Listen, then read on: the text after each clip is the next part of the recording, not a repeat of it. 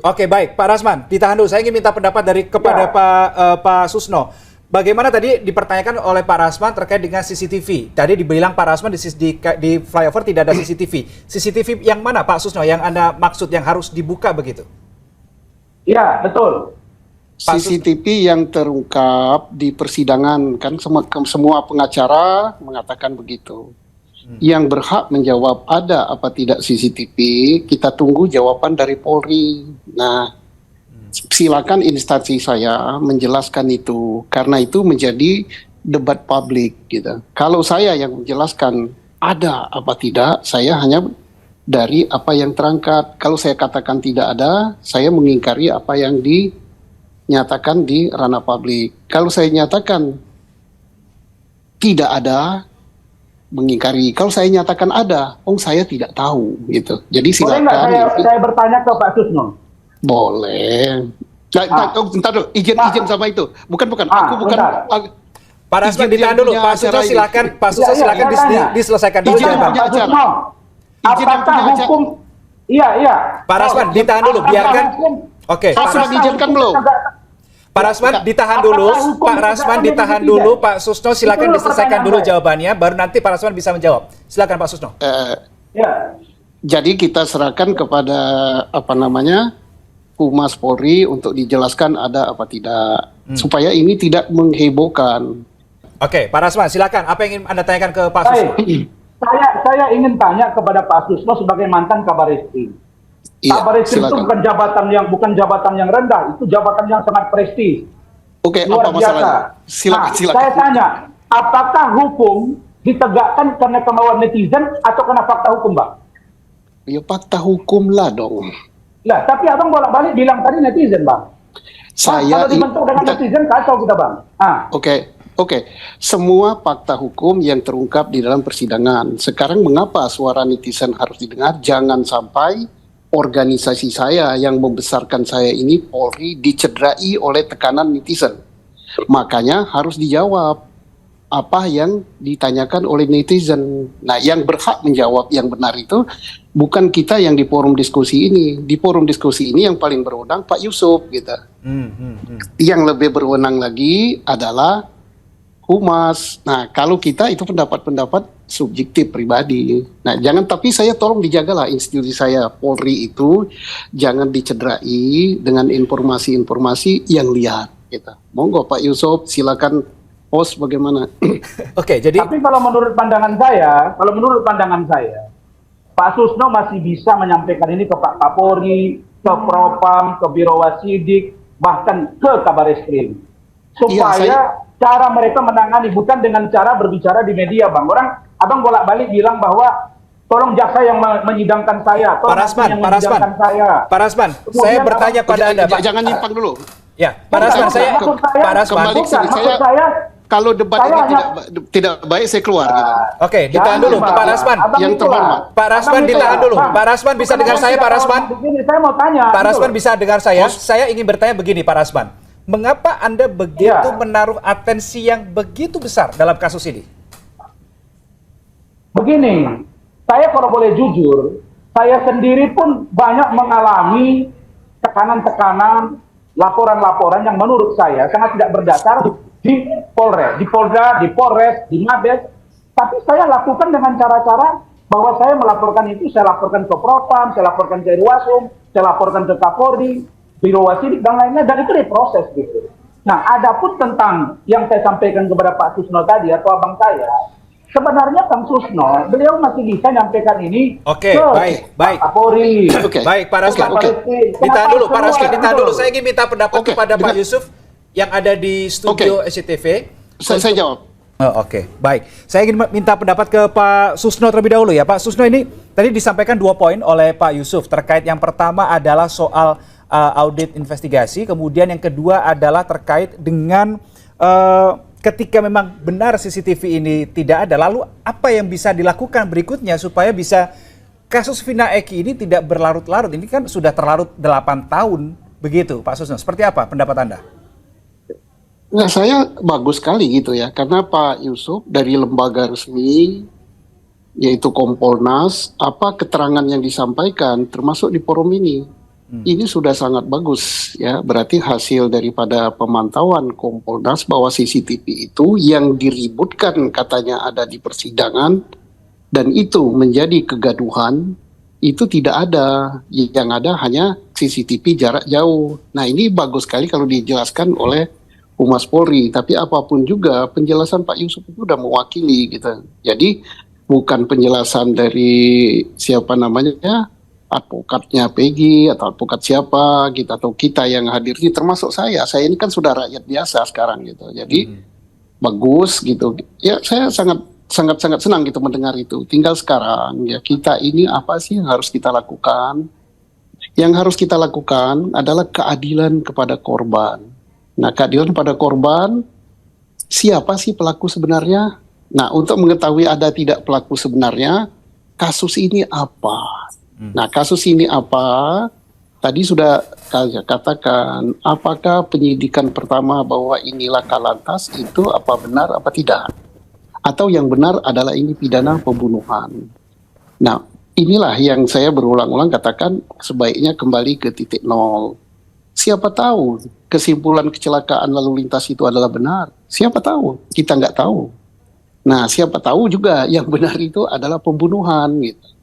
Nah, kita tunggu gitu hasil-hasil ini, dan saya yakin bahwa dengan adanya putusan pra-peradilan ini akan diulang dari situ ya gitu. Oke, Pak Susno, ketika memang masih dipertanyakan debatable tadi ya keberadaan dari CCTV, tapi yang ada yang jaraknya cukup jauh begitu kata Pak Yusuf, apakah bisa dikatakan cukup rumit ini sebetulnya untuk kembali, tadi Pak Susno bilang kembali ke awal untuk kemudian membuka seterang-terangnya dan sejelas-jelasnya, apakah cukup rumit Pak Susno untuk dilakukan lagi? Jadi begini, udah bagus sekali penjelasan CCTV sudah terjawab oleh Pak Yusuf. Mudah-mudahan apa yang dilakukan oleh Liputan 6 sore ini terpublish ke seluruh Indonesia. Nah, kenapa harus kembali ke titik nol, yaitu apa sih kasus ini sebenarnya? Kecelakaan benar atau pembunuhan? Kalau ini ternyata kecelakaan benar dan bisa dipertanggungjawabkan secara ilmiah, secara forensik gitu, apalagi kecelakaannya tunggal, maka selesailah masalah ini. Selesai gitu, berarti sudah benar polisi tahap pertama. Jadi hilanglah nama-nama yang, ya soalnya kalau ini kecelakaan tunggal ya nggak ada tersangkanya. Berarti Ya, yang sudah sampai terlanjur terpidana seperti apa Pak Susno? Gimana? Kalau yang misalnya ketika kembali ke titik nol kemudian disimpulkan ini adalah suatu kecelakaan, ini misalnya ya. Lalu bagaimana para terpidana yang sudah menjalani hukuman? Statusnya otomatis bebas atau bagaimana? Tidak, kan untuk bebas itu tetap harus PK, jalan hukumnya ada pintu PK. Jadi kesimpulan daripada penyidik itu temuan baru. Itulah nopum. Bahwa berdasarkan penyidik tentunya dengan bukti-bukti forensik, dengan saksi dan apa-apa yang nggak terbantahkan, silakan dipakai oleh PH untuk mengajukan PK. Jadi bagus lah, sarannya Kompolnas itu bagus sekali kalau seperti itu. Ya, Oke, baik. Tadi sudah ada dari Pak Yusuf, dari Pak Susno juga sudah. Saya ingin minta pendapat ke Pak Rasman. Jadi supaya kasus ini tidak lagi buram, terang seterang-terangnya penanganannya, apa masukan Anda? Seperti apa? Ini, pertama saya sampaikan dulu ya, bahwa saya sebenarnya tidak ingin bermusuhan, apalagi berbeda pendapat dengan Bang Susno enggak. Ini memang semata-mata saya ini bagaimana proses hukum jalan. Saya stressing point banyak yang saya pendapat dengan Pak Yusuf selaku perwakilan dari Kompolnas. Tetapi ada satu hal Pak Yusuf, bahwa dalam data yang kami punya berdasarkan fakta-fakta, saya ingin sampaikan terkait dengan pengajuan PK, saya ingin sampaikan sekarang ada satu orang yang bernama Saka Tatal. Halo, berisik nih. Iya, silakan. Ada suara masuk. Ada suara masuk. Oke, baik. Mungkin ada suara lain yang masuk di sini, teman-teman bisa tolong dibantu. Oke, baik, silakan. Silakan, Pak Rasman, silakan. Oke. Saya ingin sampaikan ke Pak Yusuf ya, bahwa Saka Tatal dia mengajukan peninjauan kembali. Ya. Tapi yang perlu kita ingat Bang, bahwa Saka Tatal ini telah mengajukan gerasi bersama 7 orang terpidana lainnya 2020. Dan gerasi itu ditolak oleh Presiden Jokowi. Bukankah gerasi mengakui perbuatan? Nah, terus kalau ini diajukan lagi menyampaikan permohonan PK, kan ujung-ujungnya sama. Diterima atau ditolak, dikurangi dan lain sebagainya. Tapi dia sudah mengakui bahwa itu adalah perbuatannya. Nah, ini adalah putusan hukum. Begitu juga dengan putusan pengadilan negeri Cirebon yang sudah memvonis inkrah. Itu poin satu. Poin yang kedua, ada 5 lagi terpidana yang akan mengajukan PK yang dipimpin oleh DPN Pradi, dipimpin oleh Bang Ruli Panggabean atas utusan dari Bang Oto. Yang saya ingin katakan, kalau mereka mengajukan PK, saya kasih tahu informasinya bahwa 2017 5 orang ini Pak Yusuf atau Bang Yusuf sudah mengajukan pra peradilan 2017 dan pra peradilan itu ditolak gitu. Nah, artinya kalau ini kita ajukan PK, lalu kemudian keluar putusan dari Mahkamah Agung, waduh, ini tambah ruwet lagi masalah hukum kita. Nah, karena itu saya berharap agar diuji putusan hakim ini. Karena putusan Prapit itu kan bukan segala-galanya. Kita tidak bisa mengatakan bahwa Peggy Setiawan itu bukan Peggy Peron.